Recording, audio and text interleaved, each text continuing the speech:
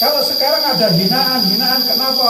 Ternyata tidak berani Parlo di pusat di PAM Madiun. Lah yang tidak berani siapa? Kita berani semua. Tapi kita ini hidup. Jangan lupa like, comment, and subscribe PSHT Belatan.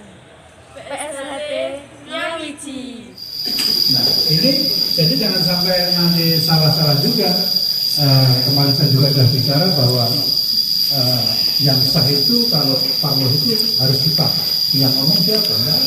Dan gimana kalau negara Republik Indonesia tentang negara mau pindah di Kalimantan Timur? Apa bikin presiden sendiri di Jakarta? Nah, itu. Dan alhamdulillah Wamena ini kalau saya lihat memang perkembangan sangat luar biasa. Jadi nggak dicerita pun saya sudah nggak tahu karena saya di Wamena selalu mengikuti ini Mas Sulis ini di Facebook saya sudah mengikuti. Ini orang galak sekali. Nah, ternyata luar biasa. Selamat datang kakak. Wamena loh. Mudah-mudahan nanti yang juga bisa ke Papua. Amin. Sebenarnya Papua saya tidak asing lagi. Di Indonesia paling timur itu dia asing lagi karena sering juga ke Sorong. Dan saya ke Sorong, seingat saya dengan Jokowi itu sudah 3 kali sebelum jadi presiden. Saya sudah 3 kali kalau nggak salah dengan Jokowi, sama-sama nyari kayu. Saya minta maaf Bapak, kayu di Papua saya bawa ke Solo ya. Mas Sulis, saya minta maaf ya.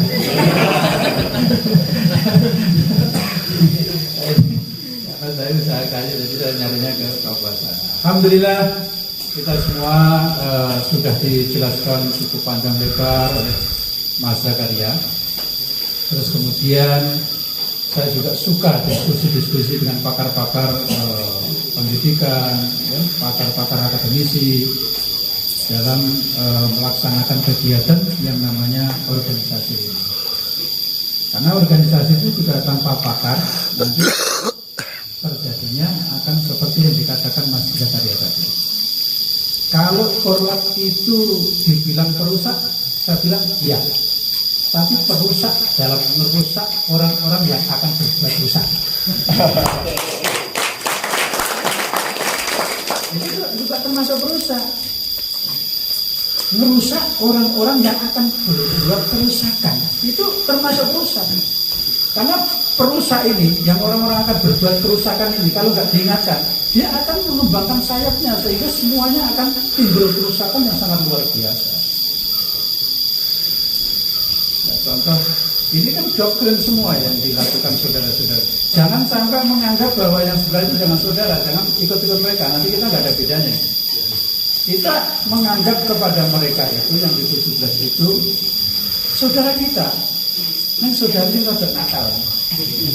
Ya, surut, tapi rada nakal situ. Kilap. Dipilok. Kilap. Oh, kilap. Kalau kilap mungkin bisa tobat, cuma ada satu topi. Berarti nggak kilap. Itu kesengajaan. Jadi ada beberapa doktrin tentang pusat dan sebagainya. Pusat yang menjadikan JJ08 itu kan J yang pertama kan Jakarta, J yang kedua Yogyakarta, kan gitu. Kemudian yang 08 katanya itu perolehan Mas Taufik. Ayo kita buka sejarahnya. Kalau kita orang PSHT yang ngerti ajaran dan sejarah, sudah barang tentu kita bisa menjalankan atau bisa menerangkan bagaimana sejarah awal. Dari semenjak Eyang Surabaya sampai zamannya Mas Mati, itu belum pernah mengadakan pemilu tentang ketua umum. Betul atau tidak? Betul tidak? Apakah pernah mendengar? Pernah mendengarkan PSHT mengadakan pemilu, pemilihan umum ketua umum? Pernah enggak? Tidak. Belum pernah dengar. Nah, kenapa sekarang nggak ada pemilu? Jadi para senior kita, para pendahulu kita, kenapa di PSHT ini tidak diperbolehkan masuk ke dalam politik praktis? Kalau sudah masuk ke dalam politik praktis, yang dilakukan seperti Lanyala kita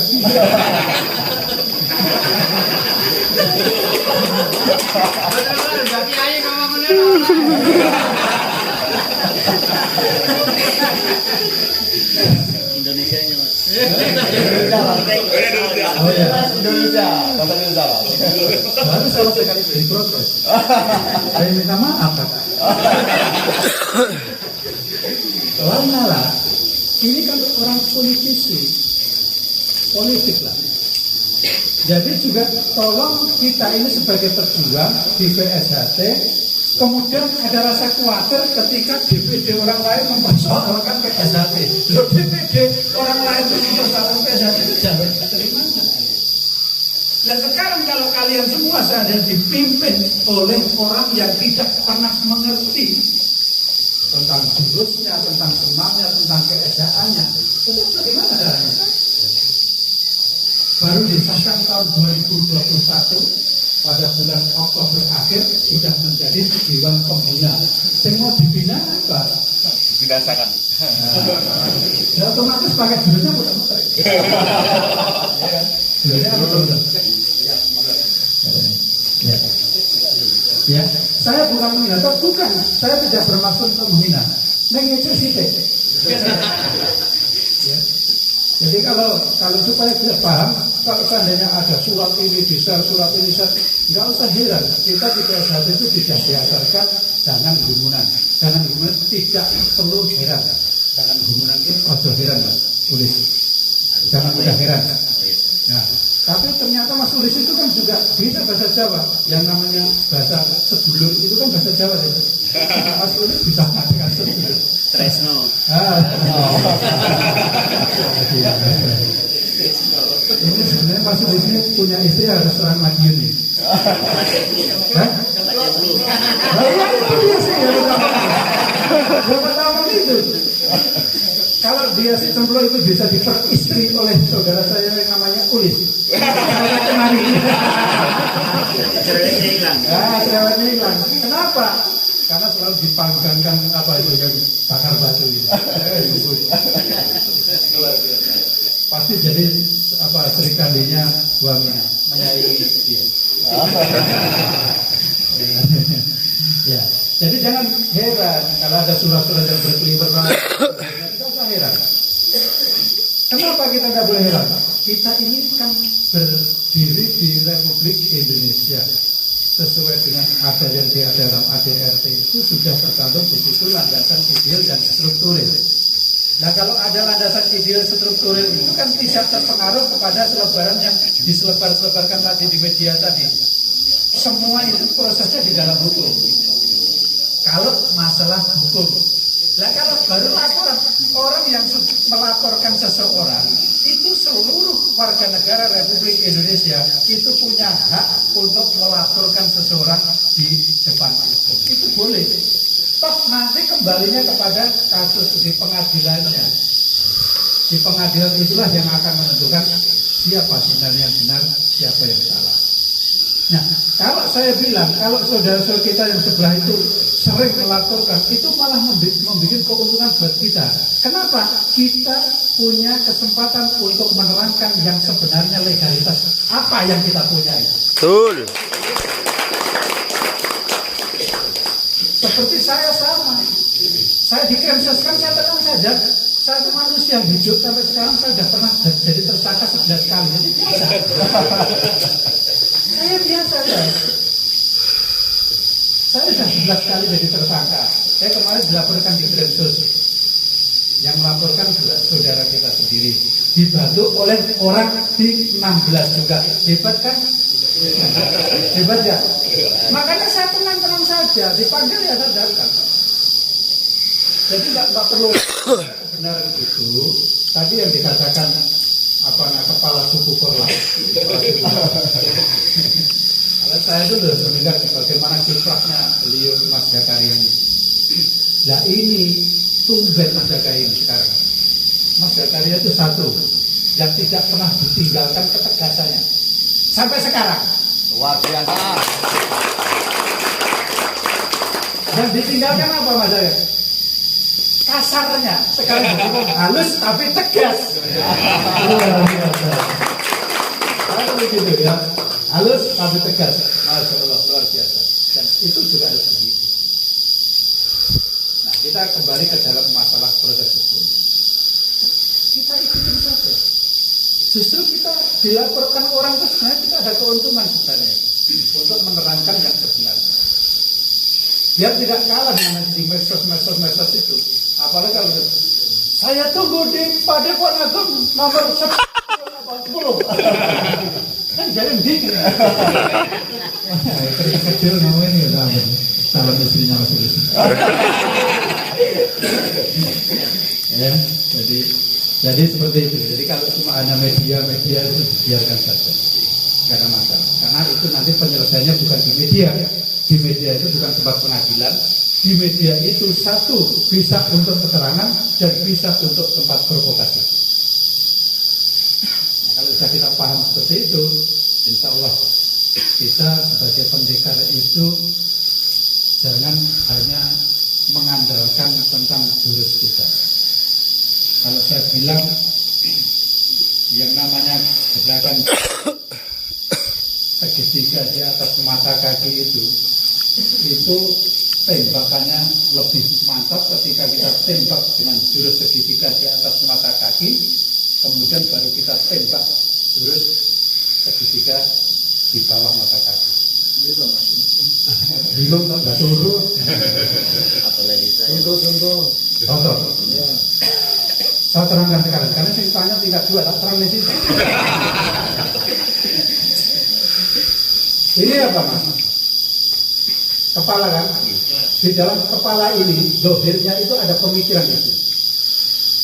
Nah kemudian di sini, tengah ini, di sini ada hati.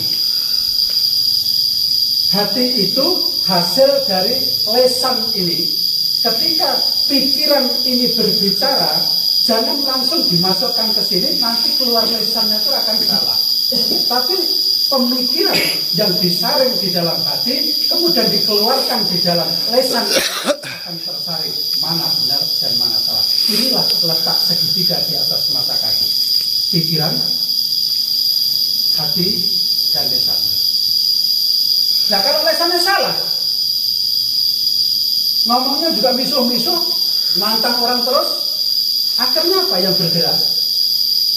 Segitiga di bawah mata kaki. Ini kan jelas. Bingung mati. Ya, jadi ini sangat penting sekali ketika itu. Kenapa?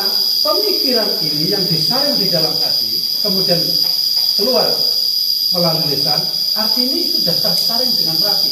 Karena ini ada hubungannya yang tertempel di kiri sampai itu, yang jantung bersinar itu. Kalau kita pahami semuanya, ini nanti akan masuk ke dalam situ. Ini bukan main-main. Ini saya tetap karena bukan waktunya untuk PSAN. Santai. Tapi nggak apa-apa. Nggak apa-apa. Memang orang ya kalau penasaran itu menyenangkan. Kita harus pernah membuat orang penasaran. Kalau membuat penasaran itu dia pemuda pemikiran itu terus berjalan terus. Nah kalau penasarannya habis hilang, waduh, menempati 1 meter kali 2,5 meter. Kembali ke tuan tanah. Kembali ke tuan tanah. Jadi kan sangat krusial sekali kalau kita terangkan. Ya. Kembali masalah hukum ini. Kemudian kita ini juga ada kesalahan. Kesalahan apa? Saking jengkelnya dengan berita itu tadi. Saking jengkelnya dengan berita. Kita ikut mengeser-ngeser berita yang dibikin mereka itu. Kita ikut memviralkan. Padahal tugasnya sebenarnya yang lebih bagus. Kalau ada berita dari mereka, atau video dari mereka juga, kita harus sibuk untuk ngeblok dan melaporkan. Ini perannya di media harusnya seperti itu. Bukan nonton, bukan di-share kemana-mana. Sehingga saudara kita juga nonton. Kita membuat berita itu, ayo kita blok ini semua. Dilaporkan ke YouTube-nya. Kalau banyak orang yang melaporkan, akhirnya nanti akan diblok oleh YouTube itu. Dan bahkan akunnya akan ditutup. Inilah cara-cara perang. Ini termasuk tadi langkah segitiga di atas mata kaki, karena pemikiran kita harus cerdas. Jangan hanya memakai fisik saja. Kita harus cerdas dalam berpikir bagaimana kita perang di dalam media. Nah kemudian tentang saya sudah sering menerangkan tentang keberadaan tempat parlor. Itu tidak harus di Padepokan Agung nomor 10, bukan harus itu. Tidak ada dalam aturan kita. Jadi kalau tadi bilang Mas Taufik, Mas Taufik terus karena ketemu Mas Zakaria tadi nanti parlornya ada di Papua, ya persiapan aja Mas Sulit. Mungkin bisa jadi nanti di Papua parlornya. Amin. Amin. Luar biasa. Siapa tahu? Kan kita nggak tahu, masih 5 tahun itu kita masih punya jadwal perjalanan yang panjang untuk berpikir, dan secara politik pengembangan seperti itu lebih bagus. Oh, tahun 2021 di Magetan. Tahun nanti kapan? 2021, 2022, 2023, 2024, 2025, 2026. Tahun 2026 di Papua Wamena. 26, 27, 28, 29, 30, 31, di Kerjo. Jadi pengembangan itu sambil iklan. Akeh hotele mergane. Seperti kita latihan ini, kan nggak boleh iklan. Iklannya apa? Lengmas. Iya kan? Iklannya lengmas. Apa itu ireng-ireng itu? Oh, PSHT. Oh, saya ikut latihan PSHT. Itu kan masuk iklan lari itu lengmas itu. Nah, siapa tahu nanti parlor bisa di setiap pulau di seluruh Indonesia, sehingga pengembangannya itu parlornya nanti juga di ibu kota Kalimantan Timur. Amin. Ya. Bahkan mungkin pusatnya di Kalimantan Timur. Wah, ini kalau disebut digarap.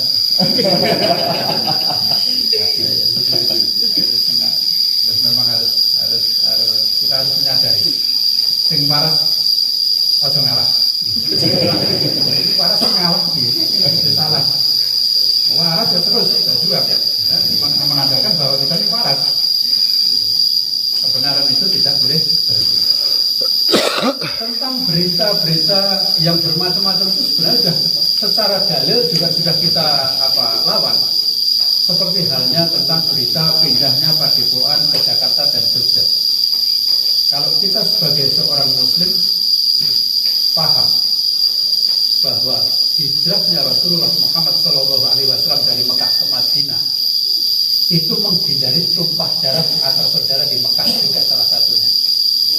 Nah, apakah kita ngumpul di sana terus sehingga setiap hari timbul perdebatan terus yang sangat luar biasa sampai terjadi perkelahian, sampai terjadi tumpah darah, akhirnya larinya melanggar kepatuh kita. Ya, kalau hijrah sementara itu justru menjalankan sunnah nabinya, sehingga nanti ketika kembali akan menjadi besar. Jangan sampai salah ini. Kalau kita bersikap itu pasti ada jalan yang ada dalil yang kita membuat kita ini kuat. Nah, kalau sekarang ada hinaan kenapa? Ternyata tidak berani parlor di pusat di PAM Madiun. Lah yang tidak berani siapa? Kita berani semua. Tapi kita ini hidup di negara Republik Indonesia. Satu, di tempat Madiun tidak mengizinkan. Nah, kalau tidak mengizinkan, masa kita harus memaksa? Bagaimana dengan pemerintahan kita ini? Sedangkan kita harus taat kepada hukum negara Republik Indonesia. Jadi walaupun bagaimanapun juga kalau sudah dilarang, tidak diizinkan, ya jangan nekat kalau tidak diizinkan. Jangankan masuk rumah orang, kemudian yang punya rumah itu tidak mengizinkan kalian masuk, ya kalian jangan masuk. Kenapa? Kalau kalian masuk, itu masuk pekarangan rumah orang tanpa izin, itu pidana itu undang-undangnya. Masa gara-gara masuk rumah orang langsung penjara itu? Jadi kita harus cara bersikap harus paham, kemudian menerangkan juga kita harus jernih, sehingga mereka itu walaupun banyak berbicara ya cukup kita dengarkan saja, masuk telinga kanan, keluar kiri, selesai. Toh yang dipersoalkan nanti bukan masalah tempatnya di mana, tetapi ajaran di persaudaraan setia hati terakhir. Siap. Maka Parlek 2021 ini menghasilkan yang sangat luar biasa. Satu, ada majelis ajar. Ya enggak? Iya. Nah, ada majelis ajar itu kita seorang guru ini harus juga mempertahankan tentang ajarannya ini. Nah kalau ajarannya saja tidak bisa mempertahankan bagaimana? Karena apa? Organisasi itu tidak bisa mengatur ajaran. Tapi sebaliknya ajaran bisa mengatur organisasi. Nah kan di Mukadimah kan sudah ada ya, tentang ajaran untuk organisasi. Mukadimah sudah sebut situ. Organisasi hanya sebagai apa sih? Hah?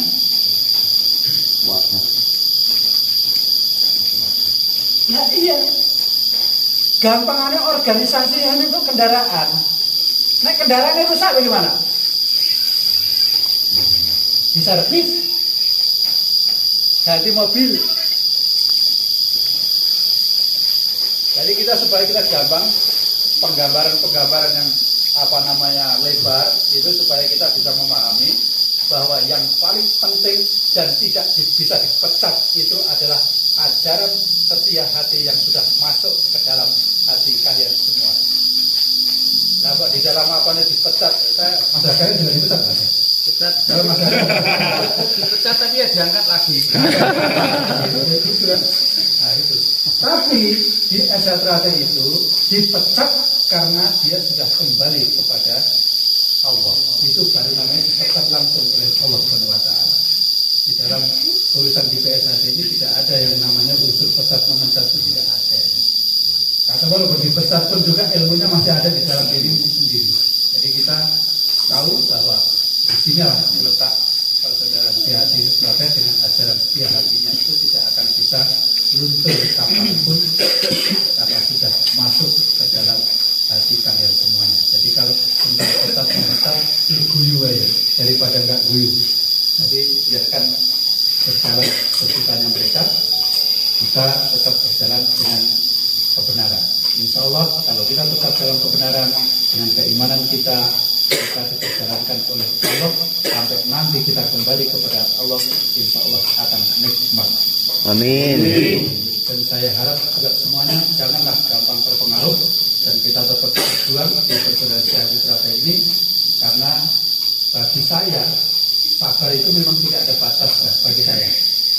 Karena sabar akan habis masa batasnya ketika kita sudah kembali kepada Allah. Tetap kita bersabar dalam batas kita. Tapi di dalam ajaran ketegasan di persaudaraan setia hati sabar ada batasnya. Kenapa? Karena kita diperintahkan untuk tegas dalam kebenaran. Terima kasih dari saya. Nanti kalau panjang lebar nanti malah ngantuk. Biar nanti kita bisa berbicara, berdiskusi di sini. Kemudian mumpung juga dari saudara-saudara kita dari Indonesia Timur ini, coba kita bisa bayangkan kalau jalan kaki berapa bulan sampai sini. Bulan juga Ya, terima kasih. Assalamualaikum warahmatullahi wabarakatuh. Waalaikumsalam warahmatullahi wabarakatuh.